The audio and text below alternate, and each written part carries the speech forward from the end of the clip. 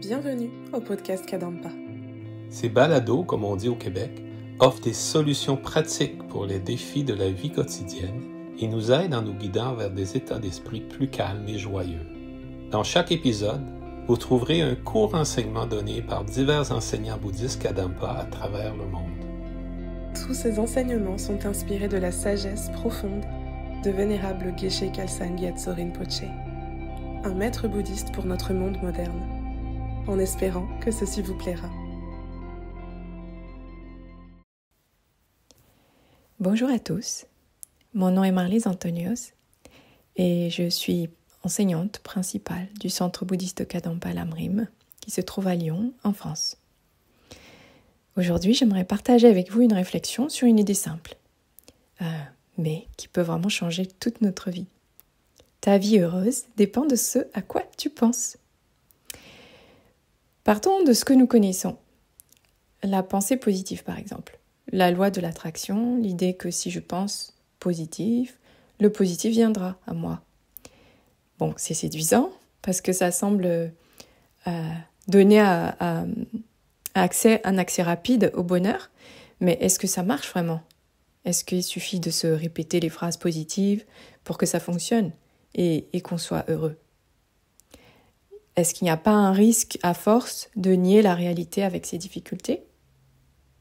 Donc voilà, je vous propose de creuser la question avec la vue bouddhiste inspirée de mon enseignant vénérable Geshe Khalsa Gyatso, appelé aussi Geshe-la par ses étudiants. À la fin, je vous propose 5 minutes de méditation pour ancrer ce que nous aurons entendu. Donc commençons par la pensée positive. C'est vrai qu'elle peut nous aider à garder le moral, à relativiser nos problèmes en se concentrant par exemple sur ce qui va bien plutôt que ce qui va mal. Puis il y a la loi de l'attraction qui est aujourd'hui assez populaire. Mais est-ce que ça suffit pour nous rendre profondément heureux ? Prenons un exemple. Si je souffre de pauvreté, de maladie, ou si je vis dans un pays en guerre, quel est le rapport avec mes pensées ? Est-ce que je peux vraiment dire que mon bonheur ou mon malheur dépend de moi seule ? Est-ce que c'est ma seule responsabilité ? Et à l'inverse, est-ce que si je profite simplement d'un bon moment, comme un dimanche matin, tranquille, avec une tasse de café, sans rien penser de particulier, est-ce que c'est vraiment mon esprit qui fabrique ce bonheur ? Et toutes les personnes qui trouvent leur bonheur dans le fait de posséder des richesses, d'avoir des relations amoureuses, faire des voyages, etc. À quoi est-ce qu'ils pensent pour attirer autant de bonnes choses à elles ? Franchement, on veut le savoir. Quel type de pensée positive on pourrait répéter comme un mantra pour que ça marche pour nous aussi ? Et partageons la recette en masse, parce que tout le monde veut être heureux, n'est-ce pas ? Veut être heureux tout le temps. Ok, en fait, ces questions montrent que le lien entre nos pensées et notre bonheur n'est pas si simple que ça. Donc le bouddhisme nous invite à faire une distinction essentielle entre le bonheur n'est pas dans les objets, mais dans notre esprit. Prenons le café. Pour beaucoup de gens, c'est un plaisir incontournable du matin. Mais moi, je dois vous avouer, je n'aime pas le café. Si le café était intrinsèquement plaisant de son côté, en fait, tout le monde devrait l'aimer. Or, ce n'est pas le cas.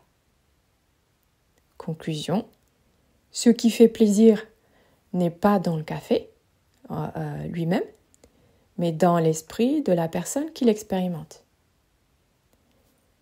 Alors, peut-être qu'on peut se demander pourquoi nos expériences diffèrent-elles donc autant ? Parce que chacune de nos expériences est le résultat d'actions passées, et c'est ce qu'on appelle dans le bouddhisme la loi de karma.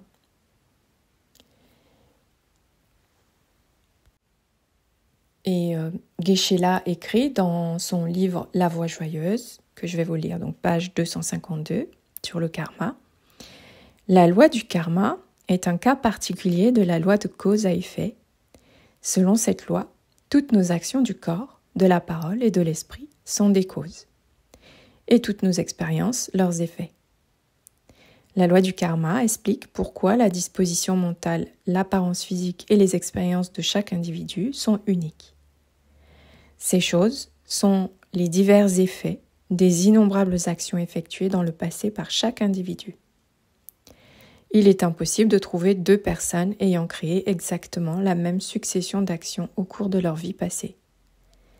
Il est donc impossible de trouver deux personnes dont les états d'esprit sont identiques, dont les expériences sont identiques et dont l'apparence physique est identique. Chaque personne possède un karma personnel unique. Certaines personnes jouissent d'une bonne santé, alors que d'autres sont constamment malades.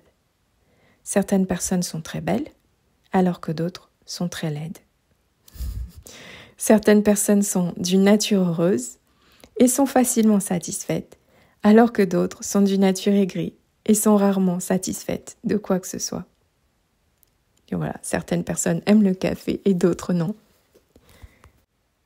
Ensuite, il dit « Le karma fait principalement référence à l'action et particulièrement à l'intention mentale, à l'origine de chaque action. » Donc ça, c'est intéressant. C'est-à-dire que nos intentions déterminent la qualité de nos actions et donc de nos expériences. Enfin, si on veut dire ça autrement, qu'une expérience soit heureuse ou malheureuse, cela dépend d'avoir développé dans le passé une intention vertueuse, positive, ou une intention non vertueuse, négative. Donc par conséquent, tous les plaisirs ou sensations agréables proviennent de mes intentions positives. Et on peut donc dire que le bonheur vient de la vertu. Voilà, je l'ai dit, c'est dit. Mais alors, d'où viennent ces intentions ? Eh bien, elles naissent de nos vues, de ce à quoi nous croyons. Par exemple, si je crois que le café est source de bonheur, alors je vais le désirer, puis je vais agir pour aller en chercher. Mais ce que je crois, peut-être, est juste ou pas. Et c'est là que ça devient intéressant. Donc si je transforme mes vues négatives en vues plus justes, positives, je prépare en fait mes futurs bonheurs. Et ça marche aussi dans les difficultés. Prenons la pauvreté que j'ai citée tout à l'heure. Si je choisis de la voir comme une occasion de développer de l'empathie, le contentement, la générosité, alors cette expérience que je suis bien sûr forcée de vivre aujourd'hui, du fait de mes actions passées négatives, eh bien ça va devenir une opportunité d'évolution intérieure. Et ça se vérifie particulièrement dans nos relations.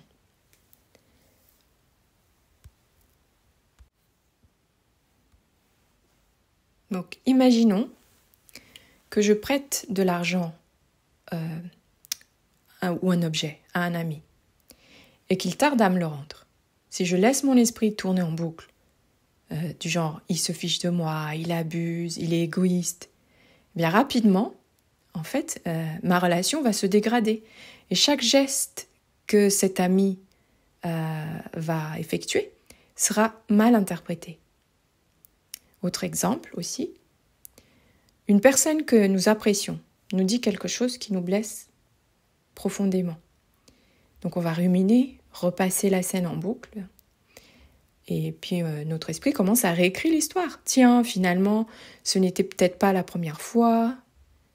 Et puis on va se souvenir d'autres épisodes, leur donner une interprétation négative. On en arrive même à tout remettre en question. Peut-être qu'elle n'a jamais été sincère.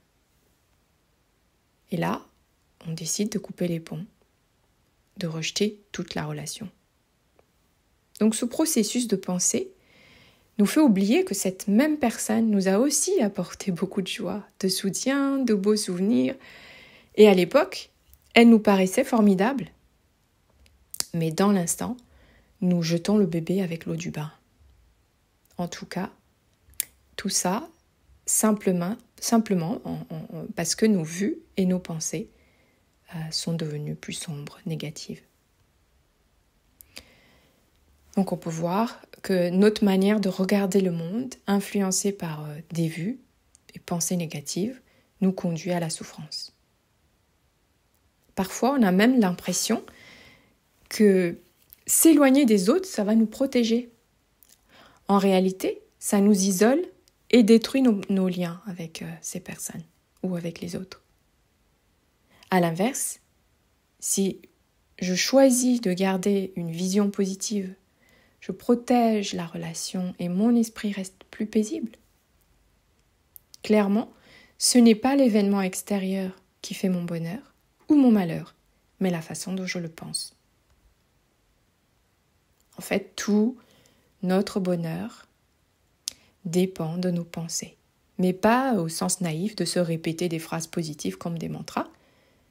C'est plutôt d'apprendre à reconnaître nos pensées négatives, à les transformer et à cultiver des pensées constructives. C'est ça la méthode. Donc nous pouvons stopper les pensées négatives, les ruminations, au début, quand on réalise que nous sommes en train de nous focaliser sur les défauts d'une situation, de nos proches. Si nous stoppons ces pensées et les remplaçons par d'autres types de pensées constructives, nous faisons ce que Bouddha appelle contrôler notre esprit. Et en contrôlant notre esprit, on va maintenir un esprit paisible et heureux, même quand ça ne va plus dans nos relations. C'est par ignorance de ce travail intérieur que nous faisons du mal en fait, qu'on se fait du mal et on détruit notre propre bonheur et celui des autres. À la page d'introduction du nouveau manuel de méditation, Geshe-la écrit « Nous désirons être heureux tout le temps, mais nous ne savons pas comment nous y prendre. Et à cause de cela, nous avons l'habitude de détruire le bonheur que nous avons en développant colère et autres perturbations mentales. » Il cite ensuite le maître bouddhiste Shantideva, que j'aime beaucoup parce qu'il est assez punchy dans son approche. Et donc, Shantideva dit « Et bien qu'ils souhaitent le bonheur, par ignorance, ils le détruisent comme si c'était un ennemi. » Donc quand on comprend cela, nous voyons que nos pensées sont déterminantes. Elles peuvent soit nourrir notre bonheur, soit le saboter. Donc c'est triste et choquant en fait de se dire que chaque jour, chaque fois que nous nous mettons en colère, chaque fois qu'on rumine des pensées négatives, on se fait du mal et on détruit notre propre bonheur. Donc peut-être que nous pouvons maintenant prendre quelques minutes pour méditer ensemble et voir ce que ça donne, ancrer cela dans notre cœur. Et vous êtes prêts ? Si vous avez l'occasion d'être dans un environnement assez calme, donc je vous invite à vous asseoir dans une posture de méditation confortable.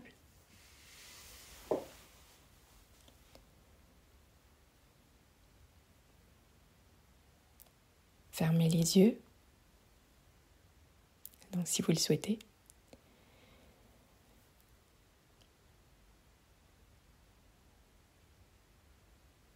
Portez l'attention à votre respiration.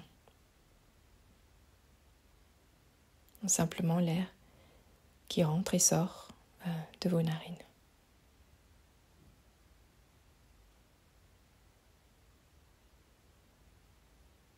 Et pendant un instant, laissez votre corps et votre esprit devenir immobile et calme.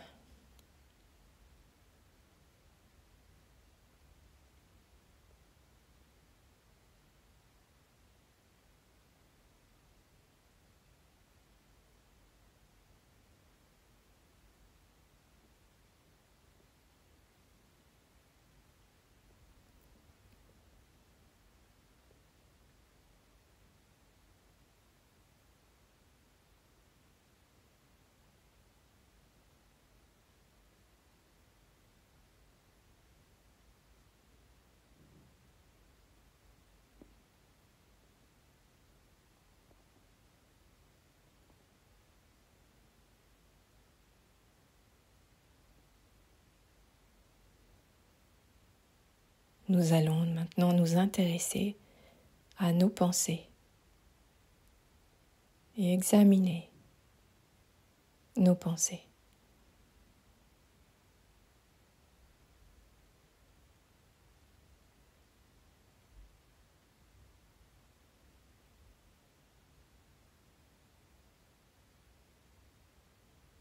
Certaines pensées sont négatives, d'autres positives ou neutres.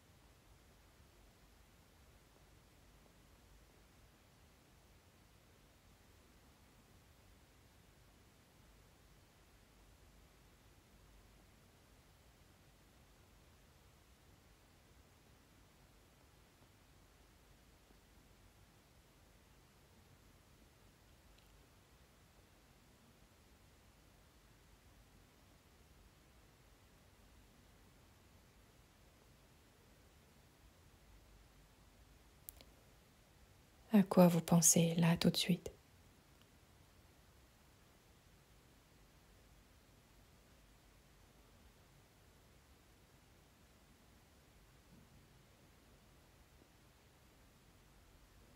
Certaines pensées nous orientent vers des objets de plaisir, des personnes, des situations agréables vécues dans le passé, où nous faisons des projections sur des choses agréables futures.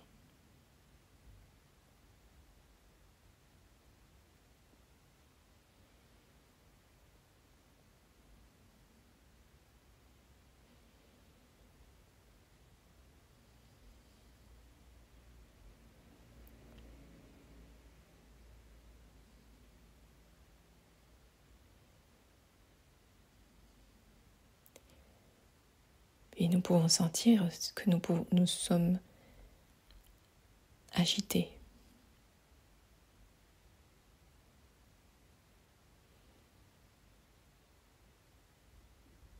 Quelles sont ces pensées négatives qui troublent notre paix intérieure?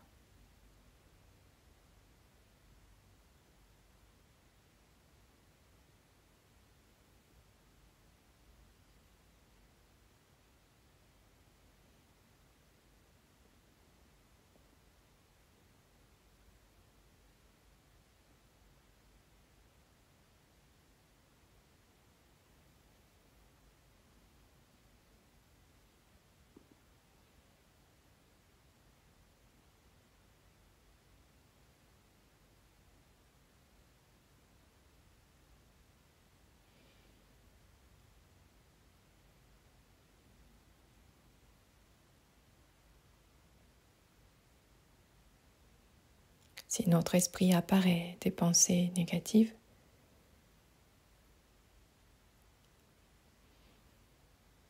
nous avons très envie de nous focaliser sur les défauts,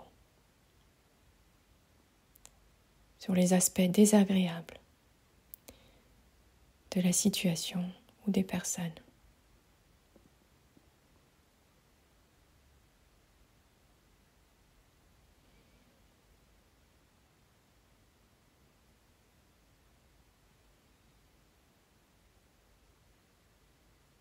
Et ressentons comment nous n'avons absolument aucun choix que de suivre ces pensées agitatrices.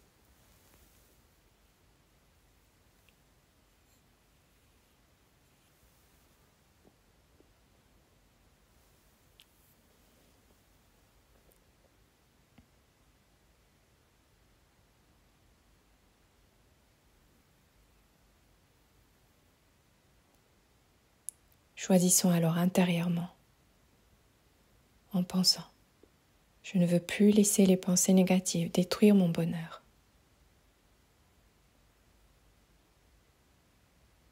Je ne veux plus laisser les pensées négatives détruire mon bonheur.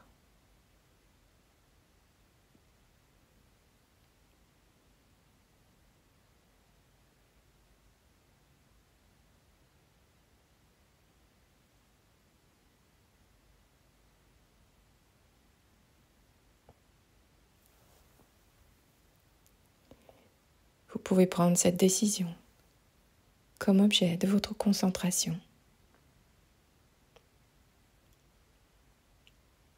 Essayez de ne pas perdre de vue cette décision.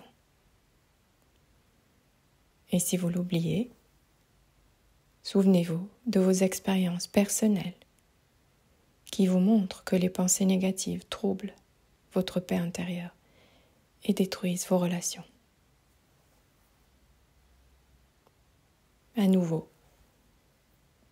on fait naître la détermination. Je ne veux plus laisser les pensées négatives détruire mon bonheur.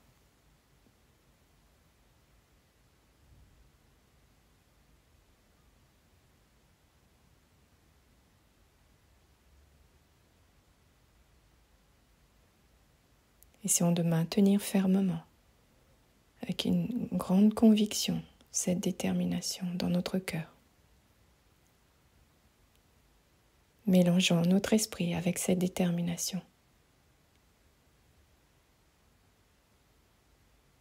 Notre esprit ne fait qu'un avec cette détermination.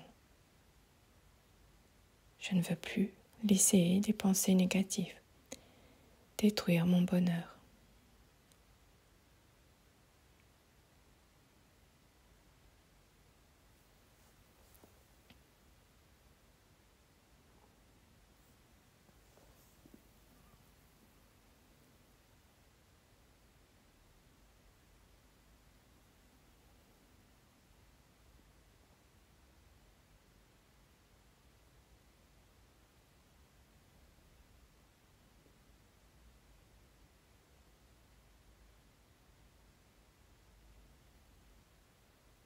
Puis revenez doucement.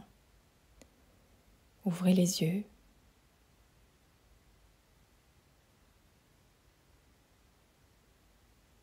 Reprenez contact avec votre environnement proche.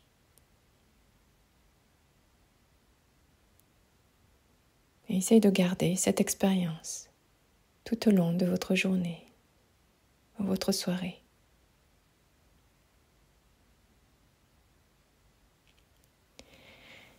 Et voilà, merci d'avoir partagé ce temps de réflexion et de méditation. J'ai été vraiment heureuse de partager cette méditation avec vous et ce moment. Donc si ce sujet vous inspire, vous pouvez trouver d'autres enseignements dans les livres de Geshe Kelsang Gyatso ou en participant aux activités dans un centre Kadampa près de chez vous. Voilà, je vous dis merci encore, à très bientôt et souvenez-vous, votre vie heureuse dépend vraiment de ce à quoi vous pensez. À très bientôt. Au revoir. Si vous vous sentez inspiré par ce podcast, suivez le lien dans la description de l'épisode et plongez plus profondément dans la sagesse intemporelle du bouddhisme moderne Kadampa. Pour aider d'autres personnes à découvrir cette sagesse, vous pouvez laisser une note 5 étoiles à notre chaîne ou simplement partager ce podcast autour de vous. Merci de votre écoute.